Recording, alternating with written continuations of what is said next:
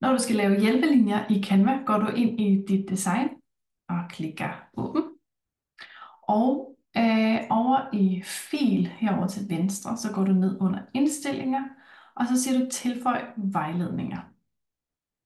Herover der går du over i tilpas, og så kommer den automatisk til at stå med 6 kolonner.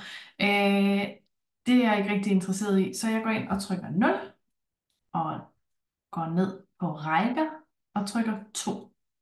Lige så snart jeg kommer væk fra den her, så kommer den her til at være aktiv, så jeg ligesom kan skrive noget herinde. Så det jeg gerne vil skrive her, det er 1080 pixels. Og lige så snart jeg trykker tilføj vejledninger, så vil den komme til at lave de her 2 linjer heroppe. Og det er dem, hvor vi skal sørge for, at al vores layout ligger inden for de her linjer. Fordi alt, der kommer uden for de her linjer, det vil ikke blive vist inde på din Instagram-profil. Så hvis jeg prøver at lave et andet eksempel. Her der har vi en rigtig fin layout. Og der er noget tekst heroppe, hvor jeg er lidt i tvivl. Kommer det egentlig til at blive beskåret eller ikke? Så det vi gør, det er at gå ind i fil igen, indstillinger, tilføje vejledninger. Og så går jeg væk fra de 6 kolonner der og trykker 0. Og herover trykker jeg 2 rækker. Og jeg vil gerne have, at det er 1080. Tilføj. Og så kan man se de her 2 linjer her. Så jeg kan se, at min tekst faktisk er i orden.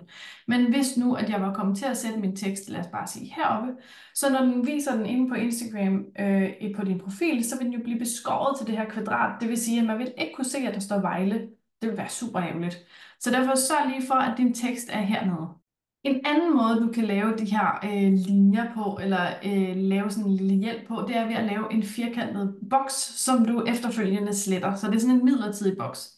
Så hvis du går ind i din design, så herover til venstre under elementer trykker former, så er der en firkant. Når du hiver op i hjørnet her og holder shift inde på dit keyboard, så kommer du op hertil, og hele vejen ud til kanten, og så vil den automatisk være inden for det her.